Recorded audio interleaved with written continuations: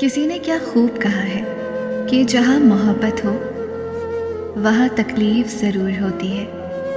جو ہمیں چاہیے ہوتا ہے وہ ہم سے دور ضرور ہو جاتا ہے. جسے مٹھی میں بند کر لینے کو جی چاہے اس کے لیے دل مٹھی میں ضرور آ جاتا ہے. بے شک نصیب اللہ کے ہاتھ میں ہے، لیکن دعا کرنے کا اختیار اس نے ہمیں دیا ہے. اور دعا ہی وہ واحد چیز ہے جس سے نصیب بدلا جا سکتا ہے. کوئی لڑکی بری نہیں ہوتی، بس اس سے کبھی کبھی کچھ برا ہو جاتا ہے.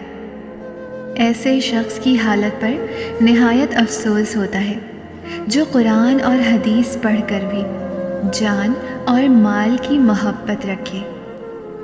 اللہ محبت کرنے والا ہے، اور جو محبت کرنے والے ہوتے ہیں نا وہ آپ کی بہت سی خامیاں نظر انداز کر دیتے ہیں. سکون کہاں چھپا ہوا ہے؟ غفلت ہو جائے تو سجدے میں، اور گناہ ہو جائے تو توبہ میں. زندگی کبھی کبھی ایسی ٹھوکر مارتی ہے کہ انسان سیدھا سجدے میں جا کر گرتا ہے. اللہ جب کسی کو اپنی طرف لانا چاہتا ہے تو اسے کسی کے ہاتھوں ضرور توڑتا ہے تاکہ اسے احساس ہو جائے کہ اللہ کی محبت کے علاوہ سب محبتیں فنا ہیں. بچوں کے نمبر آ جانا، آپ کا خوش شکل ہونا، آپ کا چہرہ اچھا ہونا، آپ کی رنگت گوری ہونا، یہ محض عطائے خداوندی ہے.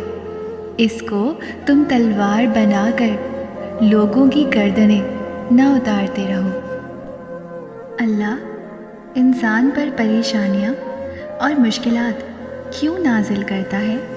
اللہ پریشانیوں اور مشکلات میں اسی کو ڈالتا ہے جو اللہ کے قریب ہوتا ہے، کیونکہ انسان مصیبت اور مشکلات میں اللہ کو یاد کرتا ہے، اور اللہ بھی یہی چاہتا ہے کہ اس کا بندہ اسے یاد کرتا رہے.